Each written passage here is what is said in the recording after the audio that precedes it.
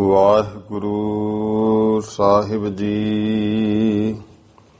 ਇੱਕ ਓੰਕਾਰ ਸਤਿਗੁਰ ਪ੍ਰਸਾਦ। ਸ੍ਰੀ ਨਾਨਕ ਅੰਗਦ ਗੁਰੂ ਅਮਰਦਾਸ ਪਦ ਬੰਦ। ਰਾਮਦਾਸ ਅਰਜਨ ਗੁਰੂ ਬਾਰ ਸ੍ਰੀ ਹਰਿ ਗੋਬਿੰਦ। ਹਰੀ ਰਾਏ ਹਰਿ ਕ੍ਰਿਸ਼ਨ ਗੁਰ ਤੇਗ ਬਹਾਦਰ ਚੰਦ। ਦਸਵੇਂ ਗੋਬਿੰਦ ਸਿੰਘ ਗੁਰੂ ਨਮੋ ਚਰਨ ਅਰਬਿੰਦ।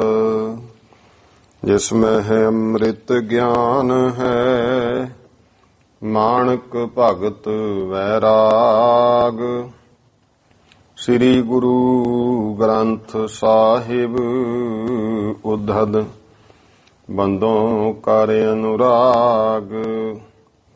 ਸ੍ਰੀ ਗੁਰ ਸ਼ਬਦ ਕਮਾਏ ਜਿਨ ਜੀਤੇ ਪੰਚ ਵਿਕਾਰ।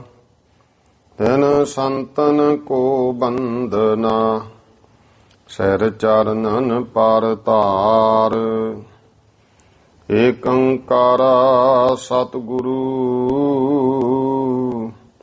ਤੇ ਪ੍ਰਸਾਦ ਸਚ ਹੋਏ।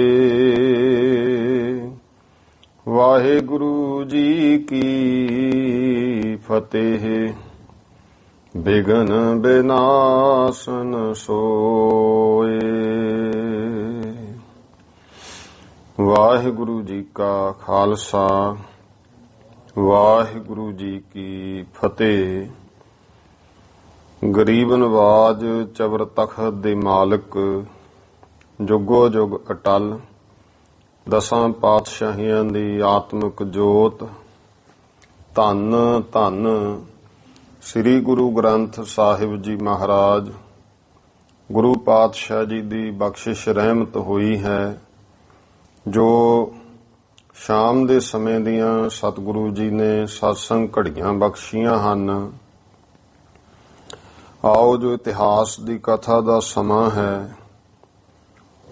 ਬਹੁਤ ਹੀ ਸਤਿਕਾਰਯੋਗ ਸ਼੍ਰੀਮਾਨ ਕਵੀ ਸੰਤ ਰੇਣ ਪ੍ਰੇਮ ਸਿੰਘ ਜੀ ਤ੍ਰੇਹਣ ਬੰਸ ਉਹਨਾਂ ਦੁਆਰਾ ਰਚਿਤ ਦਸਾਂ ਪਾਤਸ਼ਾਹੀਆਂ ਦਾ ਇਤਿਹਾਸ ਸ੍ਰੀ ਗੁਰਪੁਰ ਪ੍ਰਕਾਸ਼ ਗ੍ਰੰਥ ਜਿਸ ਦੀ ਲੜੀਵਾਰ ਕਥਾ ਚੱਲ ਰਹੀ ਹੈ। ਲੜੀ ਤਹਿਤ ਪੰਜਵੇਂ ਮਹੱਲੇ ਦੀ ਕਥਾ ਧੰਨ ਧੰਨ ਸ੍ਰੀ ਗੁਰੂ ਅਰਜਨ ਦੇਵ ਪਾਤਸ਼ਾਹ ਜੀ ਦੇ ਜੀਵਨ ਦਾ ਪ੍ਰਸੰਗ ਕੱਲ ਆਪਾਂ ਇਹ ਕਥਾ ਵਿਚਾਰੀ ਹੈ। ਇਹ ਬਾਲਕ ਗੁਰੂ ਹਰਗੋਬਿੰਦ ਸਾਹਿਬ ਪਾਤਸ਼ਾਹ ਮਹਾਰਾਜ ਜੀ ਦਾ ਜੋ ਵਿਵਾਹ ਹੈ ਮਾਤਾ ਦਮੋਦਰੀ ਜੀ ਦੇ ਨਾਲ ਜੋ ਡੱਲੇ ਨਗਰ ਵਿਖੇ ਹੋਇਆ ਹੈ। ਭਾਈ ਪਾਰੋ ਪਰਮਹੰਸ ਪਾਰੋ ਜੁਲਕਾ ਜੀ ਮਹਾਨ ਬ੍ਰਹਮ ਗਿਆਨੀ ਪੁਰਸ਼ ਉਹਨਾਂ ਦੀ ਪੋਤਰੀ ਸਤਿਗੁਰੂ ਸੱਚੇ ਪਾਤਸ਼ਾਹ ਮਹਾਰਾਜ ਜੀ ਗੁਰੂ ਹਰਗੋਬਿੰਦ ਸਾਹਿਬ ਜੀ ਦੇ ਮਹਿਲ ਬਣੇ।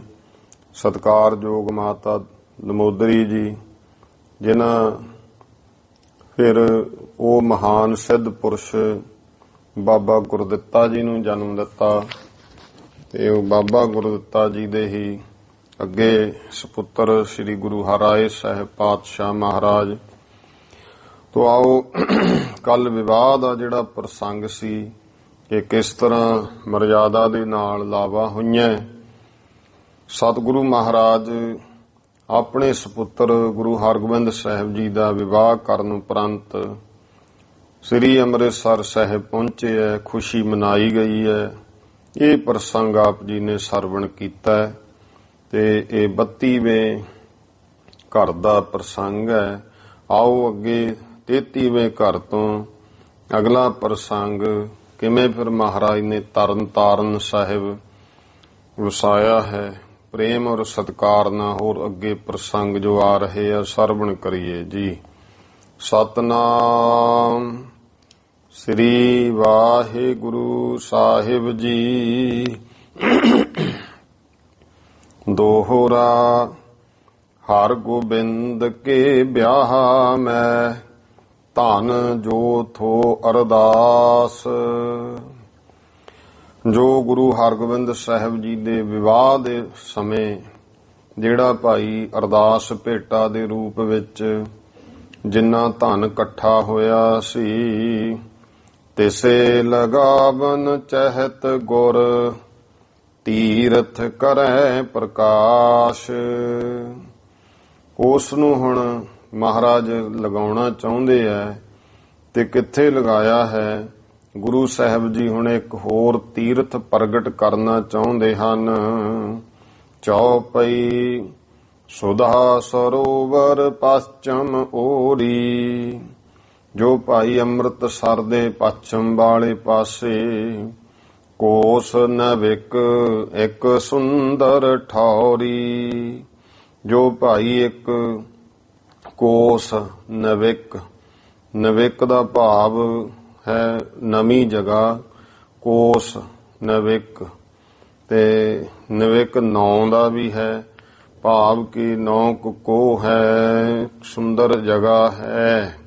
ਇੱਕ ਦਿਸ ਕਾਜੀ ਵਾਲ ਬਖਾਤਾ, ਤੇ ਜਿੱਥੇ ਪਿੰਡ ਵਸਦੇ ਨੇ ਇੱਕ ਪਾਸੇ ਤਾਂ ਕਾਜੀਵਾਲ, ਇਹ ਪਿੰਡ ਦਾ ਨਾਂ ਹੈ, ਉਹ ਭਾਈ ਬਖਿਆਤ ਪ੍ਰਤੱਖ ਵਸਦਾ ਹੈ।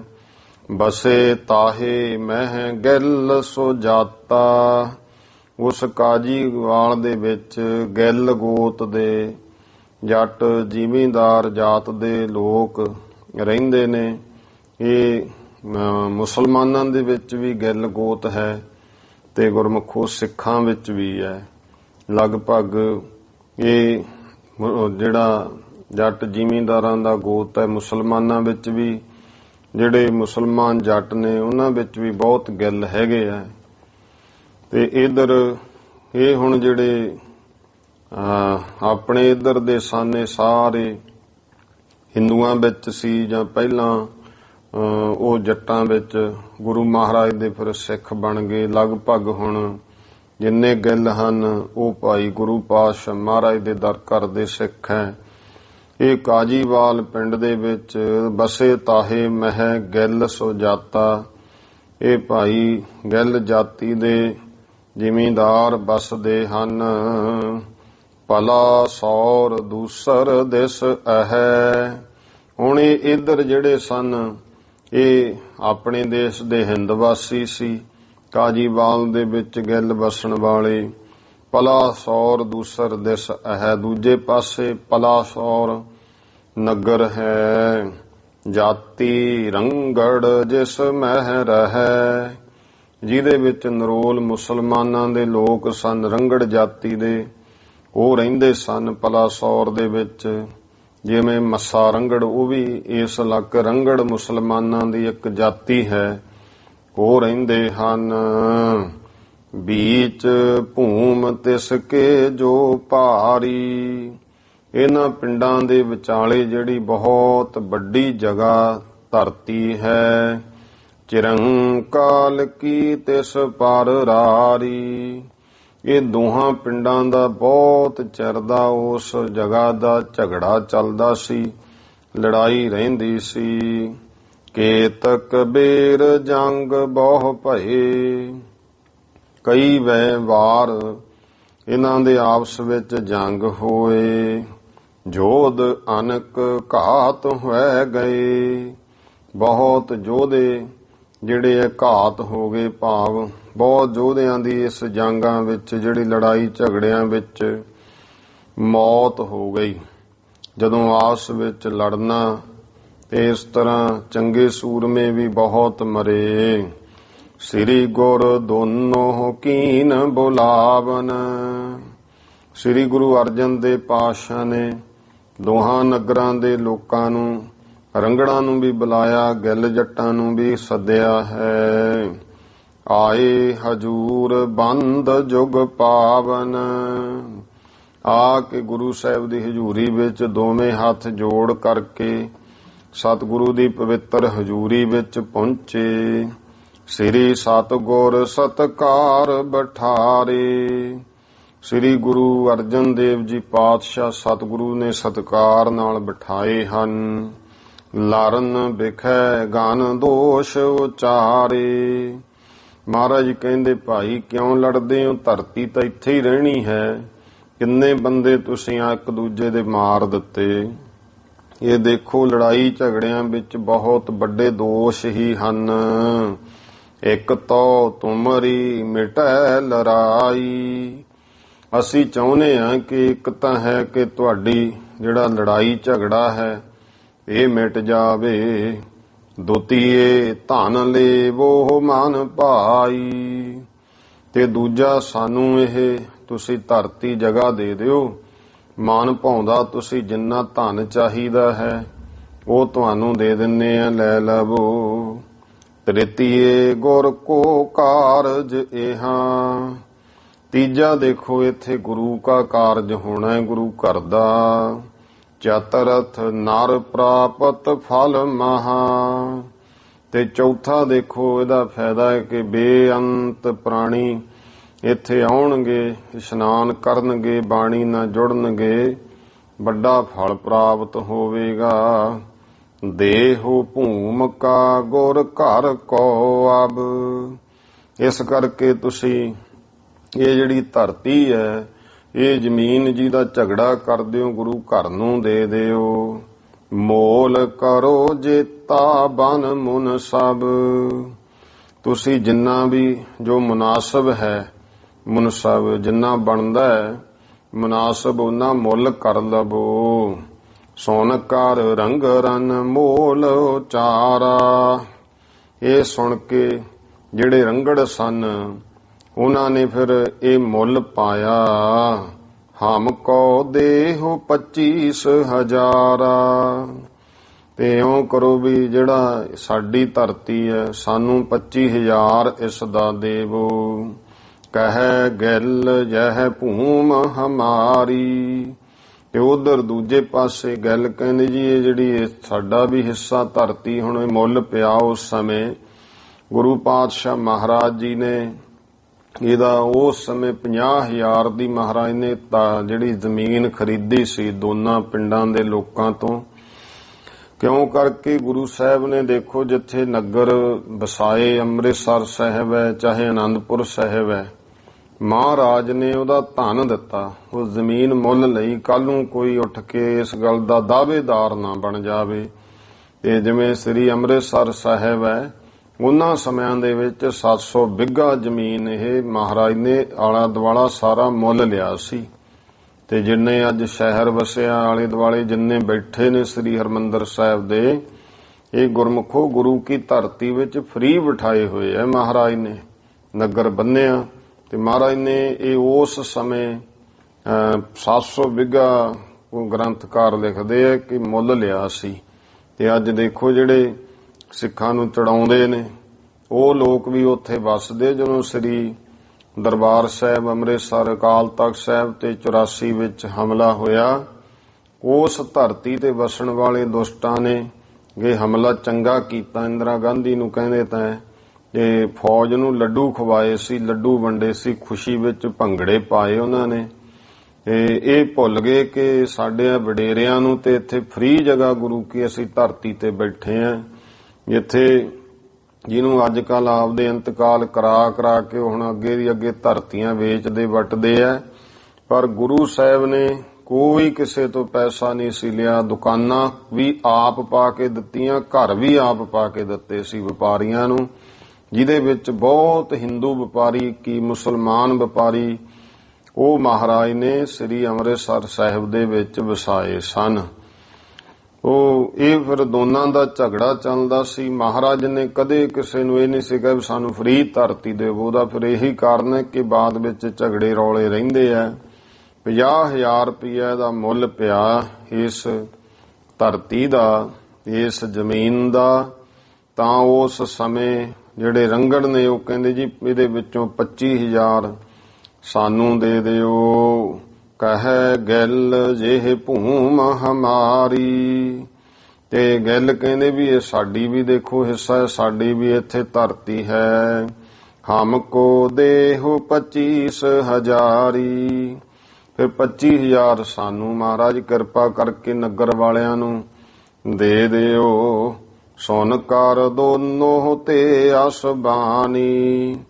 ਦੋਨਾਂ ਤੋਂ ਇਸ ਤਰ੍ਹਾਂ ਇਹ ਬੋਲ ਬਾਣੀ ਸੁਣ ਕਰਕੇ ਸ੍ਰੀ ਮੁਖ ਤੇ ਸ਼ੁਭ ਗਿਰਾ ਬਖਾਨੀ।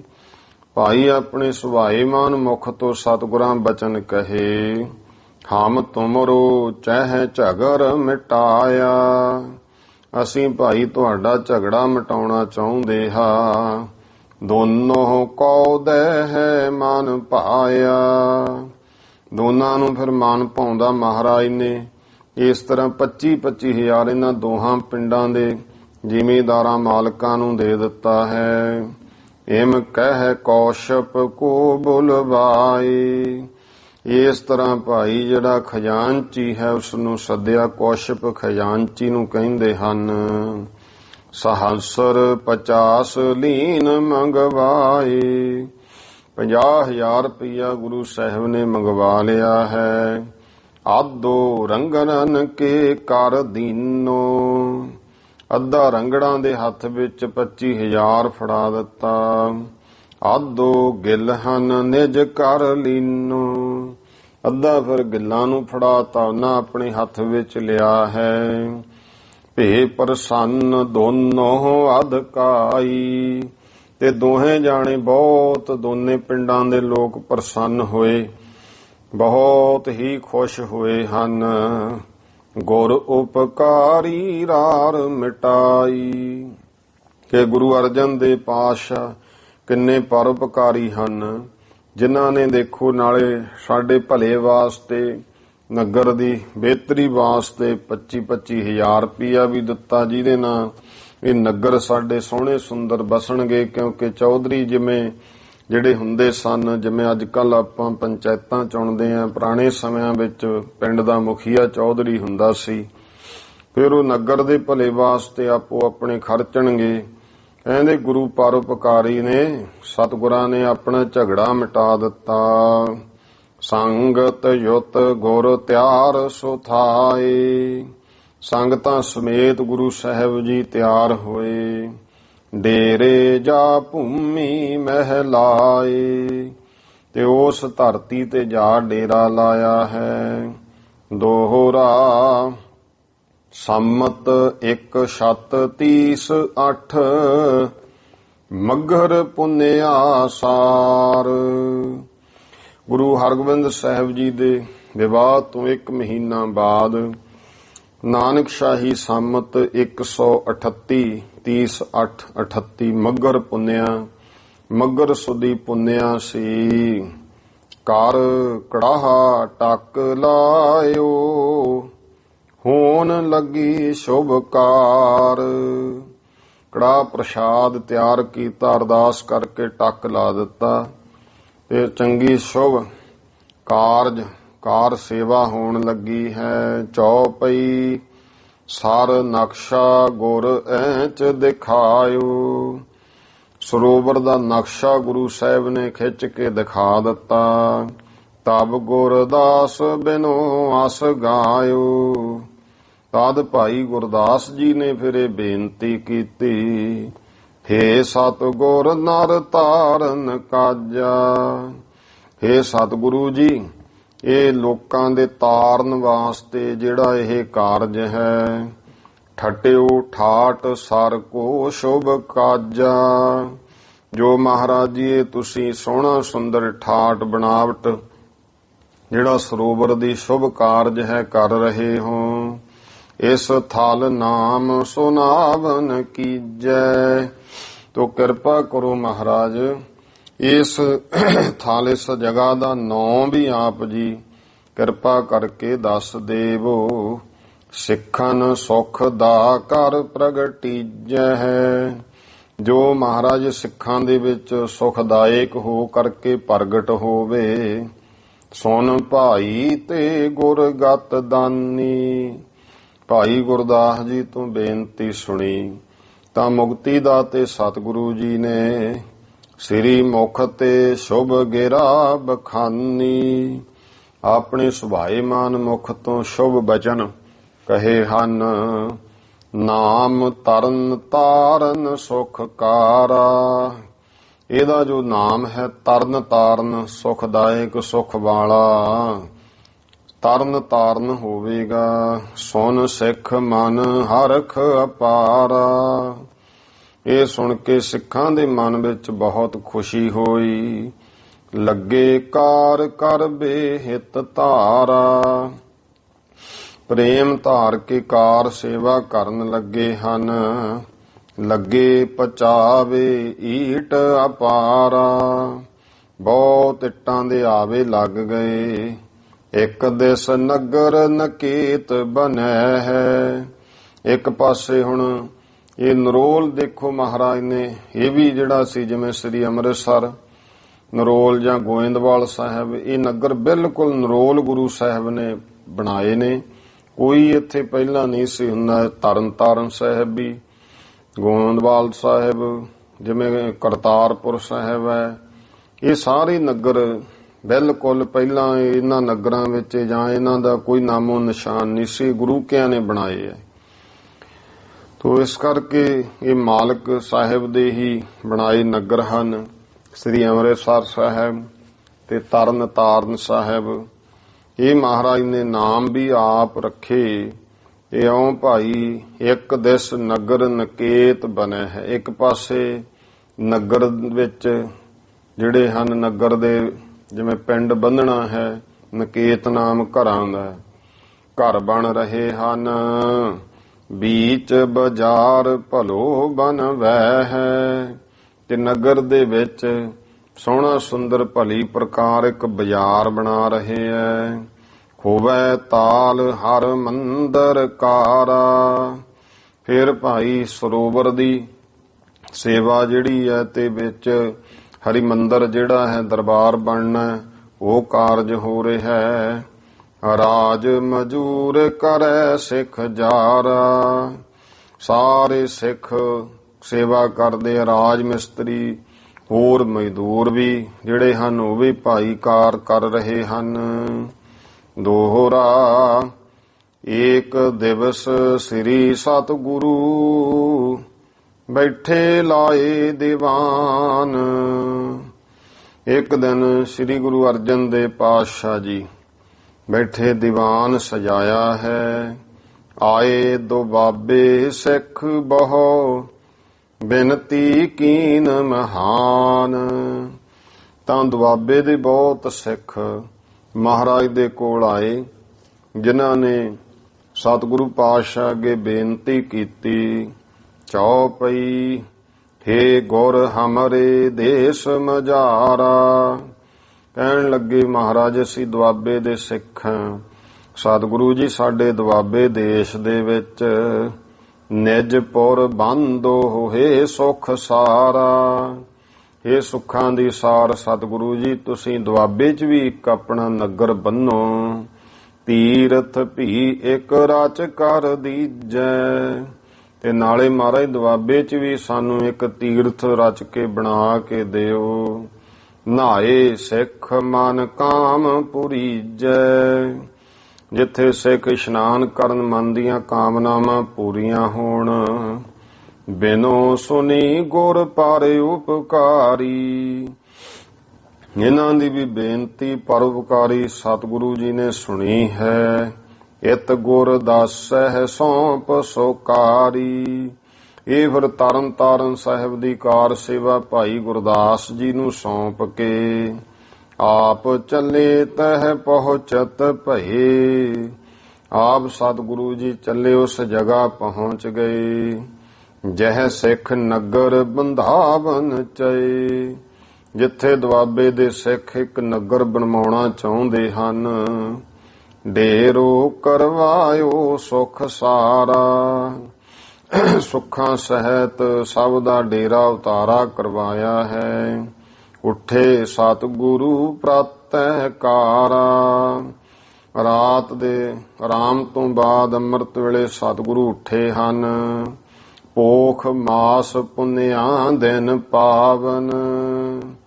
ਤੇ ਉਹ ਸਮਾਂ ਸੀ, ਦੇਖੋ ਤਰਨ ਤਾਰਨ ਇੱਕ ਐਸੇ ਮਹਾਰਾਜ ਨੇ ਅੱਸੂ ਸੁਦੀ ਪੁੰਨਿਆਂ ਨੂੰ ਗੁਰੂ ਹਰਗੋਬਿੰਦ ਸਾਹਿਬ ਦੀ ਸਗਾਈ, ਕਾਤਕ ਸੁਦੀ ਪੁੰਨਿਆਂ ਨੂੰ ਗੁਰੂ ਹਰਗੋਬਿੰਦ ਸਾਹਿਬ ਜੀ ਦਾ ਵਿਵਾਹ ਕਾਰਜ, ਫਿਰ ਗੁਰਮੁਖੋ ਮੱਘਰ ਸੁਦੀ ਪੁੰਨਿਆਂ ਨੂੰ ਤਰਨ ਤਾਰਨ ਸਾਹਿਬ ਦਾ ਟੱਕ ਲਾਉਣਾ, ਔਰ ਪੋਹ ਸੁਦੀ ਪੁੰਨਿਆਂ ਜਿਹੜੀ ਹੈ ਉਸ ਦਿਨ ਗੁਰੂ ਪਾਤਸ਼ਾਹ ਜੀ ਨੇ ਜੋ ਜਲੰਧਰ ਕੋਲੇ ਕਰਤਾਰਪੁਰ ਨਗਰ ਹੈ ਇਹਦਾ ਟੱਕ ਲਾਇਆ ਹੈ। ਸਤਿਗੁਰੂ ਸੱਚੇ ਪਾਤਸ਼ਾਹ ਜੀ ਪੋਖ ਮਾਸ ਪੁੰਨਿਆਂ ਦਿਨ ਪਾਵਨ। ਪੋਹ ਮਹੀਨੇ ਦੀ ਭਾਈ ਪੁੰਨਿਆਂ ਦਾ ਪਾਵਨ ਦਿਨ ਹੈ। ਘਰ ਪ੍ਰਸਾਦ ਕੀਏ ਟੱਕ ਲਗਾਵਨ। ਜਿੱਦਾਂ ਕੜਾਹ ਪ੍ਰਸ਼ਾਦ ਤਿਆਰ ਕਰਕੇ ਅਰਦਾਸ ਕੀਤੀ, ਟੱਕ ਲਗਾਇਆ। ਨਗਰ ਹੇਤ ਮਰਿਆਦ ਬਤਾਈ। ਤੇ ਨਗਰ ਕਿਸ ਤਰ੍ਹਾਂ ਬਣਾਉਣਾ ਹੈ ਉਹ ਸਾਰੀ ਮਰਜ਼ਾਦਾ ਦੱਸੀ। ਧਰਮਸਾਲ ਮਧ ਮਹਿ ਦਿਖਰਾਈ। ਜੋ ਧਰਮਸਾਲ ਬਣਾਉਣੀ ਹੈ ਵਿਚਕਾਰ ਉਹ ਵੀ ਦੱਸ ਦਿੱਤੀ। ਇੱਕ ਦਿਸ ਕੀਨੋ ਕੂਪ ਲਗਾਵਨ। ਇੱਕ ਪਾਸੇ ਮਹਾਰਾਜ ਨੇ ਖੂਹ ਲਵਾਉਣਾ ਕੀਤਾ। ਲੱਗੇ ਸੇਵ ਮਹਿ ਸਿੱਖ ਮਨ ਪਾਵਨ। ਕਿਉਂ ਮਨ ਦੀ ਪਵਿੱਤਰਤਾ ਵਾਸਤੇ ਸਿੱਖ ਸੇਵਾ ਵਿੱਚ ਲੱਗ ਗਏ। ਤਬ ਕਰ ਜੋਰਤ ਬਿਨੋਹ ਉਚਾਰੀ। ਤਾਂ ਹੱਥ ਜੋੜ ਕੇ ਉਹਨਾਂ ਸਿੱਖਾਂ ਬੇਨਤੀ ਕੀਤੀ, ਨਾਮ ਕਹੋ ਇਸ ਥਲ ਸੁਖਕਾਰੀ। ਮਹਾਰਾਜ ਜੀ ਇਹ ਸੁੱਖਾਂ ਨੂੰ ਕਰਨ ਵਾਲੇ ਸਤਿਗੁਰੂ ਇਸ ਜਗ੍ਹਾ ਦਾ ਨਾਮ ਵੀ ਦੱਸੋ। ਸੁਨ ਸ੍ਰੀ ਮੁਖ ਤੇ ਬਾਕ ਬਖਾਨਾ। ਤਾਂ ਸੁਭਾਈਮਾਨ ਮੁਖ ਤੋਂ ਸਤਿਗੁਰਾਂ ਨੇ ਫਿਰ ਉਹਨਾਂ ਦੀ ਬੇਨਤੀ ਸੁਣ ਕੇ ਬਚਨ ਕਹੇ। ਪੁਰ ਕਰਤਾਰ ਨਾਮ ਇਸ ਥਾਨਾ।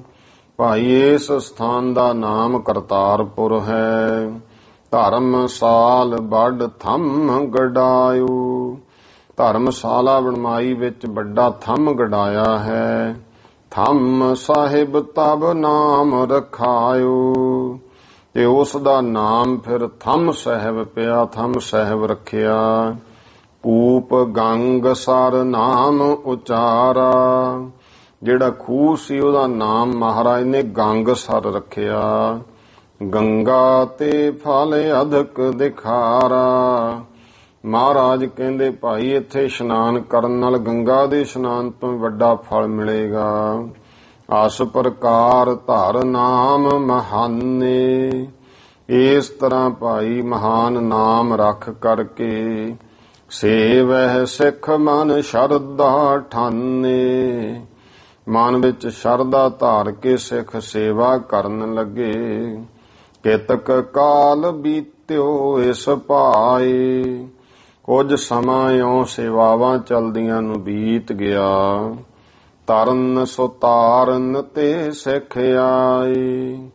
ਤਰਨ ਤਾਰਨ ਸਾਹਿਬ ਤੋਂ ਫਿਰ ਕੁਝ ਸਿੱਖ ਮਹਾਰਾਜ ਕੋਲ ਆਏ ਚੱਲ ਕੇ। ਹੇ ਗੁਰ ਸਰ ਪੁਰ ਤਿਆਰ ਭਇਓ ਹੈ। ਹੇ ਸਤਿਗੁਰੂ ਜੀ ਸਰੋਵਰ ਵੀ ਤੇ ਨਗਰ ਵੀ ਹੁਣ ਤਿਆਰ ਹੋ ਗਿਆ ਹੈ। ਬਰਖਾ ਤੇ ਜਲ ਪੂਰ ਥਿਓ ਹੈ। ਮੀਂਹ ਪੈ ਗਿਆ ਸਤਿਗੁਰੂ ਜੀ, ਚੰਗਾ ਥਾ ਜਲ ਜਿਹੜਾ ਹੈ ਉਹ ਵੀ ਸਰੋਵਰ ਵਿੱਚ ਭਰ ਗਿਆ ਹੈ। ਸੁਣ ਕਰ ਸ੍ਰੀ ਗੁਰ ਹਰਖ ਵਡਾਏ। ਸੁਣ ਕੇ ਸ੍ਰੀ ਗੁਰੂ ਮਹਾਰਾਜ ਨੇ ਖੁਸ਼ੀ ਵਧਾਈ। ਚੱਲ ਕਰ ਤਰਨ ਸੋ ਤਾਰਨ ਆਏ।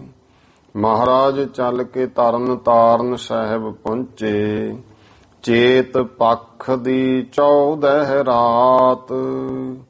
ਤੇ ਉਸ ਸਮੇਂ ਗੁਰਮੁਖੋ ਚੇਤ ਮਹੀਨੇ ਦਾ ਜਿਹੜਾ ਚਾਨਣੇ ਪੱਖ 14 ਦੀ ਰਾਤ ਦਾ ਸਮਾਂ ਆ ਜੋ ਹੈ।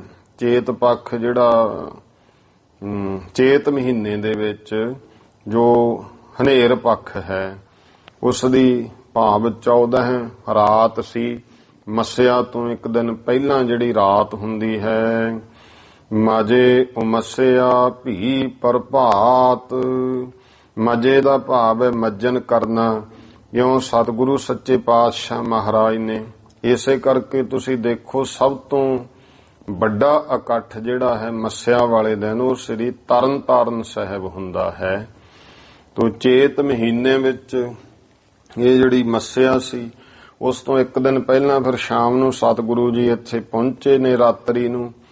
ਮੱਝੇ ਉਮੱਸਿਆ ਭੀ ਪ੍ਰਭਾਤ, ਤੇ ਦੂਜੇ ਦਿਨ ਮੱਸਿਆ ਦਾ ਦਿਨ ਸੀ ਤੇ ਉਸ ਦਿਨ ਸਤਿਗੁਰੂ ਜੀ ਅੰਮ੍ਰਿਤ ਵੇਲੇ ਇਸ਼ਨਾਨ ਕੀਤਾ ਹੈ।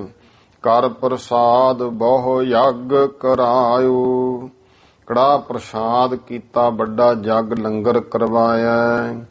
ਅਦਕ ਮਹਾਤਮ ਨਿਜ ਮੁਖ ਗਾਇਓ, ਤੇ ਬਹੁਤ ਵੱਡਾ ਮਹੱਤਵ ਆਪਣੇ ਮੁਖ ਤੋਂ ਸਤਿਗੁਰਾਂ ਨੇ ਬਚਨ ਕਹੇ। ਇਸ ਕੇ ਮੱਝੇ ਲਹਿ ਫਲ ਚਾਰ, ਭਾਈ ਇਸ ਜਗ੍ਹਾ ਤੇ ਕੋਈ ਇਸ਼ਨਾਨ ਕਰੇਗਾ, ਇੱਥੇ ਆਵੇ ਹਾਜ਼ਰੀ ਭਰੇਗਾ, ਚਾਰੇ ਫਲ ਦੀ ਪ੍ਰਾਪਤੀ ਹੋਵੇਗੀ, ਧਰਮ ਅਰਥ ਕਾਮ ਮੋਕਸ਼। ਇਹ ਗੁਰਮੁਖੋ ਜਿਹੜੇ ਹਨ ਪੁਰਾਤਨ ਸਮੇਂ ਤੋਂ ਜਿਹੜੇ ਹੈ ਪਦਾਰਥ ਗਿਣੇਗੇ ਗੁਰੂ ਘਰ ਦੇ ਵਿੱਚ, ਫਿਰ ਇਹ ਵੀ ਪਦਾਰਥ ਗਿਣਿਆ। ਫਿਰ ਚਾਰ ਪਦਾਰਥ ਜਿੱਥੇ ਜ਼ਿਕਰ ਆਉਂਦਾ ਹੈ ਨਾ, ਆਮ ਆਪਾਂ ਧਰਮ ਅਰਥ ਕਾਮ ਮੋਕਸ਼, ਕਿਉਂਕਿ ਧਰਮ ਅਰਥ ਕਾਮ ਮੋਖ ਕਾ ਦਾਤਾ, ਇਹ ਬਚਨ ਵੀ ਗੁਰਬਾਣੀ ਵਿੱਚ ਆਉਂਦੇ ਨੇ।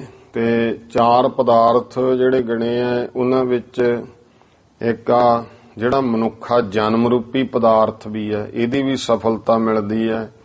ਫਿਰ ਗੁਰਮੁਖੋ ਇਸ ਮਨੁੱਖਾ ਜਨਮ ਦੇ ਵਿੱਚ ਗਿਆਨ ਰੂਪ ਪਦਾਰਥ ਇਹ ਪ੍ਰਾਪਤੀ।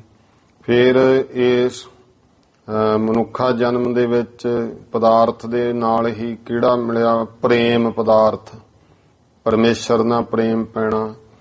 ਤੇ ਫਿਰ ਨਾਮ ਰੂਪੀ ਪਦਾਰਥ, ਗੁਰੂ ਤੋਂ ਇਹ ਚਾਰੇ ਪਦਾਰਥ ਸਤਿਗੁਰੂ ਮਨੁੱਖਾ ਜਨਮ ਦੀ ਸਫਲਤਾ, ਇਹ ਜਨਮ ਪਦਾਰਥ ਹੈ, ਗਿਆਨ ਪਦਾਰਥ, ਪ੍ਰੇਮ ਪਦਾਰਥ ਤੇ ਨਾਮ ਪਦਾਰਥ। ਇਹ ਯਾਦ ਰੱਖਣੇ ਚਾਰੇ ਪਦਾਰਥ ਇਹ ਵੀ ਭਾਈ ਪ੍ਰਾਪਤ ਹੁੰਦੇ ਹਨ।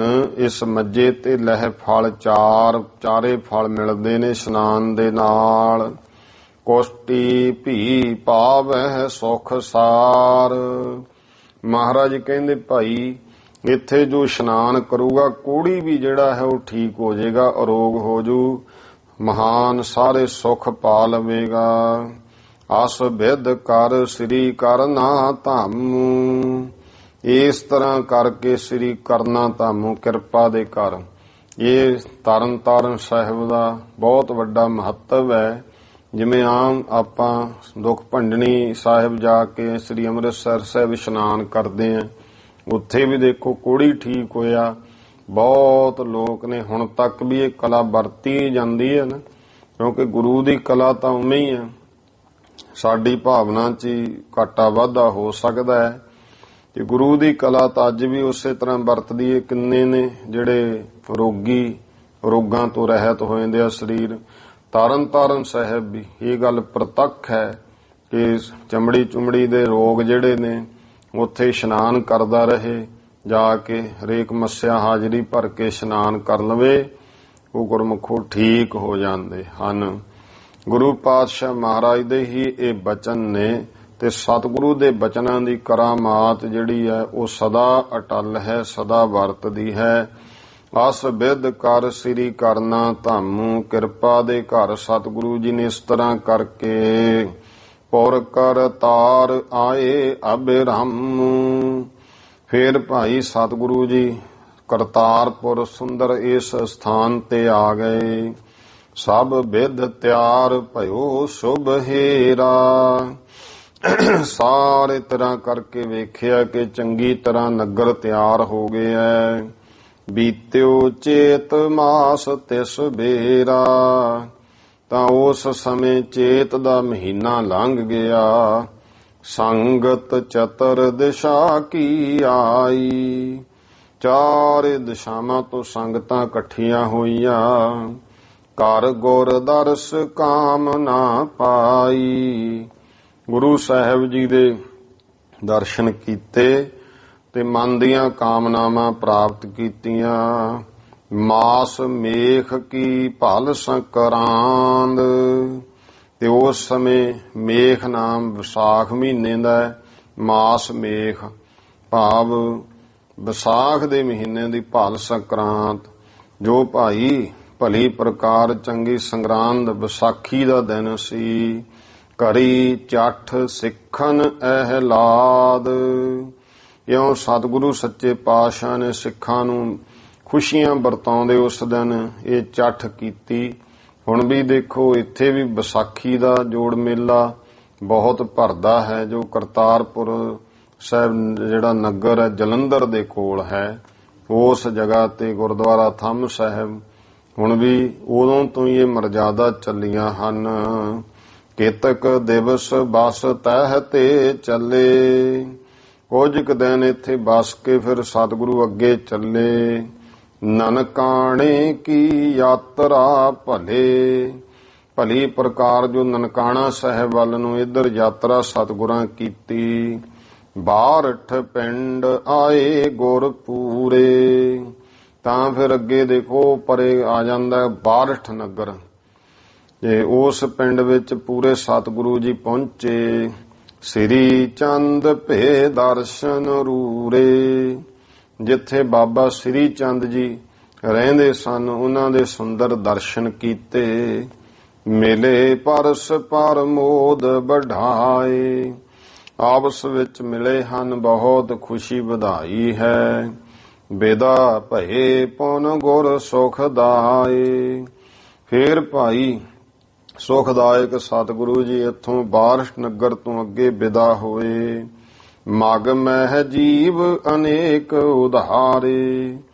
ਰਸਤੇ ਵਿੱਚ ਵੀ ਬੇਅੰਤ ਜੀਵਾਂ ਦਾ ਉਧਾਰ ਕੀਤਾ।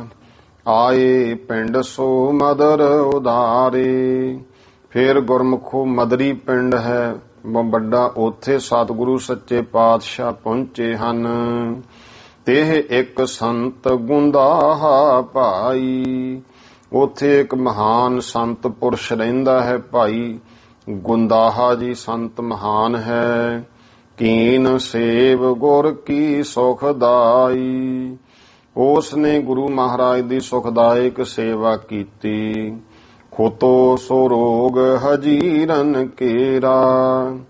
ਉੱਥੇ ਭਾਈ ਜਿਹੜਾ ਹਜੀਰਾਂ ਦਾ ਰੋਗ ਸੀਗਾ, ਹਜੀਰਾਂ ਦਾ ਇੱਕ ਤਰ੍ਹਾਂ ਨਾਲੇ ਗਲੇ ਜਿਹਦਾ ਰੋਗ ਹੋ ਜਾਂਦਾ ਹੈ, ਇਹ ਬਹੁਤ ਜ਼ਿਆਦਾ ਸੀ। ਤਿਸ ਤੇ ਹੋਤੋ ਸੋ ਦੁਖੀ ਵਡੇਰਾ। ਉਸ ਤੋਂ ਬਹੁਤ ਜ਼ਿਆਦੇ ਦੁਖੀ ਸੀ। ਗੁਰ ਪਨਹੀ ਪਾਹੀ ਗਰ ਮਾਹੇ। ਉਸ ਨੇ ਗੁਰੂ ਸਾਹਿਬ ਜੀ ਦਾ ਜੋੜਾ ਜਿਹੜਾ ਹੈ, ਪਨਹੀ ਜੁੱਤੀ ਨੂੰ ਕਹਿੰਦੇ ਆ, ਆਪਣੇ ਗਲ ਵਿੱਚ ਪਾ ਲਈ। ਸਗਰੋ ਰੋਗ ਨਸ਼ਟ ਭਾਤਾਹੀ। ਉਸ ਦਾ ਸਾਰਾ ਰੋਗ ਖਤਮ ਹੋ ਗਿਆ। ਪੇਖ ਗੁਰ ਸ਼ਰਧਾ ਤਿਸੇ ਭਲੇਰੀ। ਉਸ ਸੰਤ ਦੀ ਭਲੀ ਪ੍ਰਕਾਰ ਮਹਾਨ ਸ਼ਰਧਾ ਦੇਖ ਕੇ ਸਤਿਗੁਰਾਂ ਨੇ ਆਸਵਰ ਦੀਨ ਤਬੈ ਬਿਨ ਦੇਰੀ। ਇਸ ਤਰ੍ਹਾਂ ਦਾ ਬਿਨਾਂ ਦੇਰੀ ਤੋਂ ਸਤਿਗੁਰਾਂ ਨੇ ਫਿਰ ਉਸੇ ਸਮੇਂ ਹੀ ਵਰ ਦਿੱਤਾ। ਇਹ ਪਨ ਹੀ ਅਬ ਤੁਮ ਢਿਗ ਰਹਿ। ਇਹ ਸੰਤ ਗੁੰਦਾਹਾ ਮਹਾਰਾਜ ਕਹਿੰਦੇ ਇਹ ਜਿਹੜਾ ਜੋੜਾ ਹੈ ਸਾਡਾ ਪਨ ਹੀ ਜੁੱਤੀ ਹੁਣ ਤੇਰੇ ਕੋਲੇ ਰਹੇਗਾ। ਲਖੋ ਹੰਜੀਰ ਰੁਜੀ ਜੋ ਹੈ। ਜਿਹੜਾ ਵੀ ਕੋਈ ਹਜੀਰਾਂ ਦਾ ਰੋਗੀ ਤੁਸੀਂ ਵੇਖੋ, ਤਿਸ ਕੇ ਬ੍ਰਣ ਪਰ ਇਹ ਛੁਵਾਵੋ। ਉਸ ਦੇ ਮਹਾਰਾਜ ਕਹਿੰਦੇ ਹਜੀਰਾਂ ਦਾ ਬ੍ਰਣ ਜਿਹਾ ਇੱਕ ਫੋੜਾ ਜਿਹਾ ਹੋ ਜਾਂਦਾ ਹੈ, ਉਹਦੇ ਉੱਤੇ ਇਹ ਤੁਸੀਂ ਛੁਆ ਦੇਣੀ ਹੈ। ਤਾਤ ਕਾਲ ਤਿਸ ਕਸ਼ਟ ਮਿਟਾਵੋ। ਤਾਂ ਤੁਰੰਤ ਹੀ ਉਹਦਾ ਕਸ਼ਟ ਮਿਟ ਜਾਵੇਗਾ। ਆਸ ਬਾਰ ਦੇ ਗੇ ਜੰਬਰ ਗ੍ਰਾਮ। ਇਸ ਤਰ੍ਹਾਂ ਦਾ ਵਰ ਦੇ ਕਰਕੇ ਫਿਰ ਮਹਾਰਾਜ ਜੰਬਰ ਪਿੰਡ ਪਹੁੰਚੇ। ਸੰਗਤ ਕੀਨੀ ਸੇਵ ਪਿਰਾਮ। ਸੰਗਤਾਂ ਨੇ ਬਹੁਤ ਸੋਹਣੇ ਸੁੰਦਰ ਤਰੀਕੇ ਨਾਲ ਸਤਿਗੁਰਾਂ ਦੀ ਸੇਵਾ ਕੀਤੀ। ਸੰਤੂ ਨਾਮ ਚੌਪੜਾ ਤਹਾ। ਉੱਥੇ ਭਾਈ ਇੱਕ ਜਿਹੜਾ ਹੈ ਸੰਤੂ ਨਾਮ ਦਾ ਚੌਪੜਾ, ਉਹ ਕੋਈ ਇਹ ਵਿਅਕਤੀ ਦਾ ਨਾਮ ਹੈ, ਉਹ ਰਹਿੰਦਾ ਹੈ। ਕੁਸ਼ਟ ਰੋਗ ਤੇ ਦੀਨ ਸੋ ਮਹਾ, ਜਿਹੜਾ ਭਾਈ ਕੋੜ ਦੇ ਰੋਗ ਤੋਂ ਬਹੁਤ ਜ਼ਿਆਦੇ ਦੀਨ ਸੋ ਮਹਾ ਦੁਖੀ ਹੈ। ਆਇਓ ਗੁਰ ਢਿਗ ਬਿਨੈ ਉਚਾਰੀ, ਉਹ ਸਤਿਗੁਰੂ ਸੱਚੇ ਪਾਤਸ਼ਾਹ ਕੋਲੇ ਭਾਈ ਸੰਤੂ ਆਇਆ ਹੈ, ਬੇਨਤੀ ਕੀਤੀ। ਸ੍ਰੀ ਸਤਿਗੁਰ ਨਿਜ ਬਿਰਦ ਸੰਭਾਰੀ, ਤਾਂ ਸ੍ਰੀ ਗੁਰੂ ਪਾਤਸ਼ਾਹ ਮਹਾਰਾਜ ਜੀ ਆਪਣੇ ਬਿਰਦ ਨੂੰ ਸੰਭਾਲਣ ਵਾਲੇ ਬੈਠ ਹੁਤੇ ਜਿਸ ਮੰਦਰ ਮਾਹੇ, ਜਿਹੜੇ ਮੰਦਰ ਘਰ ਵਿੱਚ ਸਤਿਗੁਰੂ ਜੀ ਬੈਠੇ ਸਨ। ਥੰਬੇ ਹੁਤੇ ਦੋਏ ਤੇ ਥਾਹੇ, ਉਸ ਦੇ ਵਿੱਚ ਅੱਗੇ ਲੱਕੜ ਦੇ ਥੰਮੇ ਹੁੰਦੇ ਸੀ, ਉਹ ਦੋ ਲੱਗੇ ਹੋਏ ਸਨ। ਕਹਿਤ ਭਏ ਹੇ ਸੰਤੂ ਭਾਈ, ਮਹਾਰਾਜ ਕਹਿੰਦੇ ਐ ਭਾਈ ਸੰਤੂ, ਇਨ ਥੰਬਨ ਕੇ ਗਲ ਲੱਗ ਜਾਈ, ਜਿਹੜਾ ਵੀ ਦੇਖਾ ਜਿਹੜੇ ਥੰਮੇ ਹਨ ਇਹਨਾਂ ਦੇ ਜੋ ਗਲ ਲੱਗ ਜਾ। ਏਕ ਪੱਖ ਨਿਤ ਇਨ ਗਲ ਲਾਗੇ, ਇੱਕ ਪੱਖ ਰੋਜ਼ ਜਿਹੜਾ ਇਹਨਾਂ ਦੇ ਗਲ ਲੱਗੇ, ਭਾਵ ਇਹਨਾਂ ਨੂੰ ਮੈਂ ਜੱਫੀ ਵਿੱਚ ਲੈ ਕੇ ਗਲ ਲੱਗਣਾ ਨਾਲ, ਜਿਹੜਾ ਜਦੋਂ ਵੀ ਇਸ ਤਰ੍ਹਾਂ ਲੱਗੇ। ਤੇਰੋ ਕੁਸ਼ਟ ਸਭ ਹੈ ਜਾਏ ਤਾਗੇ, ਤੇਰਾ ਇਹ ਰੋਗ ਜਿਹੜਾ ਕੋਹੜ ਦਾ ਸਾਰਾ ਮਹਾਰਾਜ ਕਹਿੰਦੇ ਦੂਰ ਹੋ ਜਾਵੇਗਾ। ਅਪਰ ਜੋ ਇਨ ਸੰਗ ਲਗਾਵੇ, ਜਿਹੜਾ ਹੋਰ ਵੀ ਕੋਈ ਇਹਨਾਂ ਥੰਮਾਂ ਨੂੰ ਆਪਣੇ ਗਲ ਲਾਵੇਗਾ। ਕੁਸ਼ਟ ਦੋਖ ਤਿਸ ਕੋ ਨਿਰਰਾਵੇ, ਕੁਸ਼ਟ ਦੋਖ ਤਿਸ ਕੋ ਨਿਵਰਾਵੇ, ਉਹਦਾ ਕੋਹੜ ਦਾ ਰੋਗ ਉਹ ਦੂਰ ਨਿਵਰਤ ਹੋ ਜਾਵੇਗਾ। ਸੰਤੂ ਕੀਨੋ ਤਿਸੀ ਪ੍ਰਕਾਰਾ, ਤੇ ਉਹ ਸੰਤੂ ਨੇ ਉਸੇ ਤਰ੍ਹਾਂ ਕੀਤਾ ਹੈ। ਰੋਗ ਕੁਸ਼ਟ ਕਾ ਸਕਲ ਨਿਵਾਰਾ, ਉਹ ਸਾਰਾ ਕੋਹੜ ਦਾ ਰੋਗ ਨਿਵਰਤ ਹੋ ਗਿਆ, ਦੂਰ ਹੋ ਗਿਆ ਹੈ। ਤਿਸ ਥਲ ਧਰਮ ਸਾਲ ਬਨਵਾਈ, ਉਹਨੇ ਫਿਰ ਉਸ ਜਗ੍ਹਾ ਤੇ ਧਰਮਸਾਲ ਬਣਵਾ ਦਿੱਤੀ। ਦੁਖ ਨਿਵਾਰਨ ਨਾਮ ਕਹਾਈ, ਫਿਰ ਉਹ ਦੁਖ ਨਿਵਾਰਨ ਨਾਮ ਉਹਦਾ ਰੱਖਿਆ ਗਿਆ, ਕਹਾਇਆ ਭਾਵ ਕਹਿਣ ਲੱਗੇ।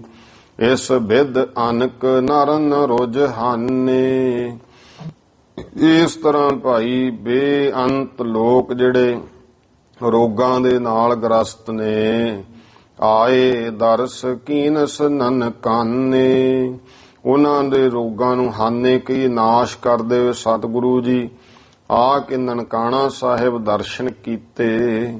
ਰੌੜ ਮਾਹੇ ਸ਼ੁਭ ਬਾਗ ਲਗਾਏ, ਰੌੜ ਜਿਹੜੀ ਜਗ੍ਹਾ ਪਈ ਸੀ ਉਹਦੇ ਵਿੱਚ ਭਾਵ ਜਿਵੇਂ ਆਮ ਆਪਾਂ ਕਹਿੰਦੇ ਰੌੜ ਪਿਆ ਵਿਹਲੀ, ਚੰਗੇ ਸ਼ੁਭ ਮਹਾਰਾਜ ਨੇ ਬਾਗ ਲਗਵਾਏ। ਸੁਧਾ ਸਰੋਵਰ ਪੁਨ ਚਾਲੇ ਆਏ, ਨਨਕਾਣਾ ਸਾਹਿਬ ਦਰਸ਼ਨ ਕਰਕੇ ਫਿਰ ਮਹਾਰਾਜ ਵਾਪਸ ਭਾਈ ਅੰਮ੍ਰਿਤਸਰ ਸਾਹਿਬ ਪਹੁੰਚ ਗਏ। ਇਤ ਸ੍ਰੀ ਗੁਰਪੁਰ ਪ੍ਰਕਾਸ਼ ਗ੍ਰੰਥੇ, ਇੱਥੇ ਤੱਕ ਜੋ ਸ੍ਰੀ ਗੁਰਪੁਰ ਪ੍ਰਕਾਸ਼ ਗ੍ਰੰਥ ਹੈ, ਪੰਜਵੇਂ ਮਹੱਲੇ ਦੀ ਕਥਾ ਚੱਲਦੀ ਹੈ। ਸ੍ਰੀ ਤਰਨ ਤਾਰਨ ਔ ਕਰਤਾਰਪੁਰ ਬਸਾਵਨ ਪ੍ਰਸੰਗ ਵਰਣਨ, ਤੇ ਸ੍ਰੀ ਤਰਨ ਤਾਰਨ ਸਾਹਿਬ ਤੇ ਸ੍ਰੀ ਕਰਤਾਰਪੁਰ ਸਾਹਿਬ ਜਲੰਧਰ ਨਗਰ, ਜਲੰਧਰ ਕੋਲੇ ਨਗਰ, ਇਹ ਕਿਵੇਂ ਬਸਾਏ ਇਹ ਪ੍ਰਸੰਗ ਸੰਖੇਪ ਵਰਣਨ ਕੀਤਾ ਹੈ।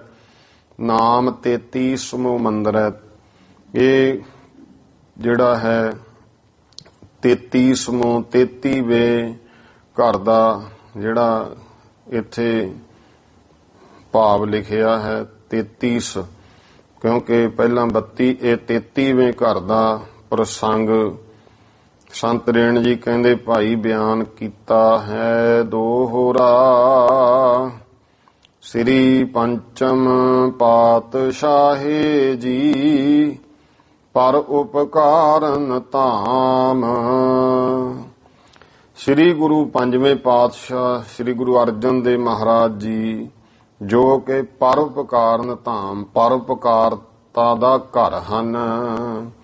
ਸੁਤ ਸ੍ਰੀ ਹਰਿ ਗੋਬਿੰਦ ਜੀ ਜਿਨ ਸ਼ੋਭਾ ਅਬਿਰਾਮ।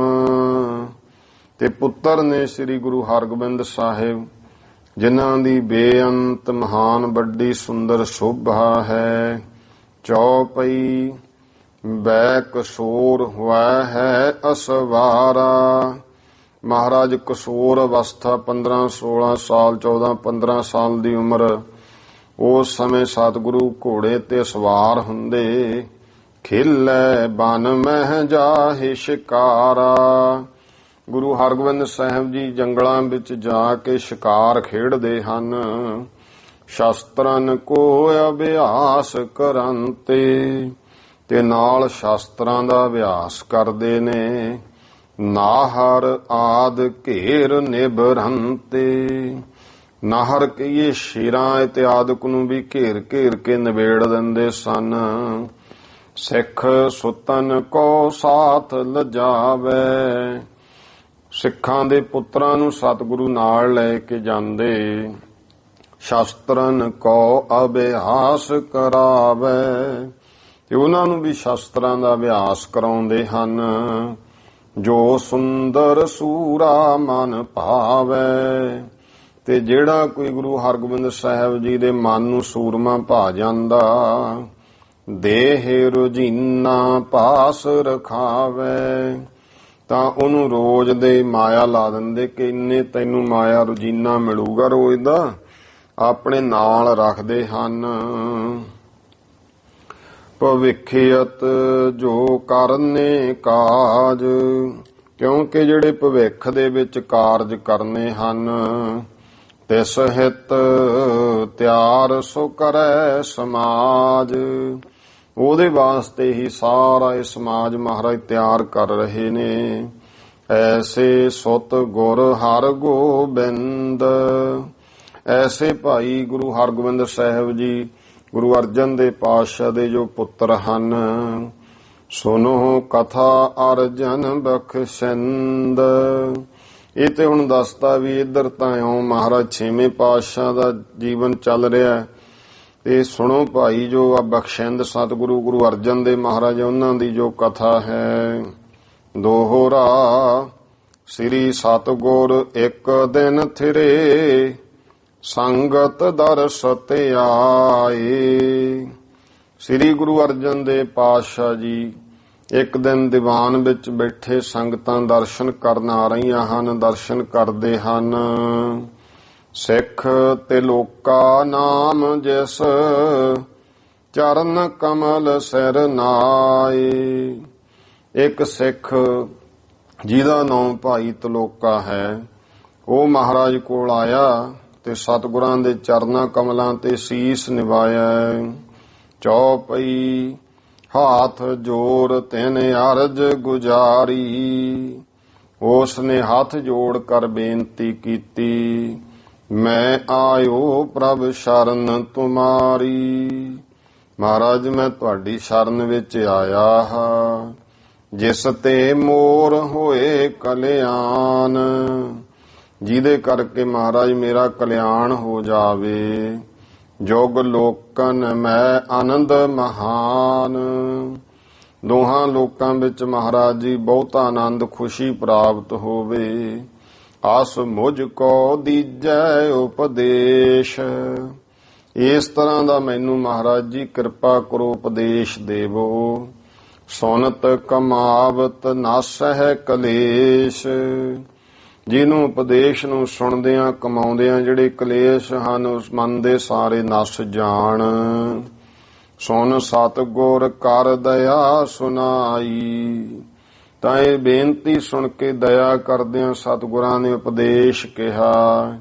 ਸਤ ਨਾਮ ਸੋ ਕਰ ਲਿਵ ਲਾਈ, ਭਾਈ ਤਲੋਕੇ ਪਰਮੇਸ਼ਰ ਦੇ ਸੱਚੇ ਨਾਮ ਨਾਲ, ਜੋ ਨਾਮ ਸਦੀਵੀ ਹੈ, ਸਤ ਹੈ, ਸਤ ਨਾਮ ਜੋ ਸਤ ਨਾਸ਼ ਨਹੀਂ ਹੁੰਦਾ ਹੈ, ਐਸਾ ਬ੍ਰਹਮ ਪ੍ਰਮਾਤਮਾ ਦੇ ਨਾਮ ਨਾਲ ਲਿਵ ਲਾ, ਪ੍ਰੇਮ ਲਾ ਕਰਕੇ ਲਿਵ ਬਿਰਤੀ ਜੋੜ ਕੇ ਸਿਮਰਨ ਕਰਿਆ ਕਰ। ਊਠਤ ਬੈਠਤ ਆਵਤ ਜਾਤੇ, ਉੱਠਦਾ ਬਹਿੰਦਾ ਆਉਂਦਾ ਜਾਂਦਾ, ਨਹਿ ਸਿਮਰਨ ਤਿਆਗੋ ਦਿਨ ਰਾਤੇ।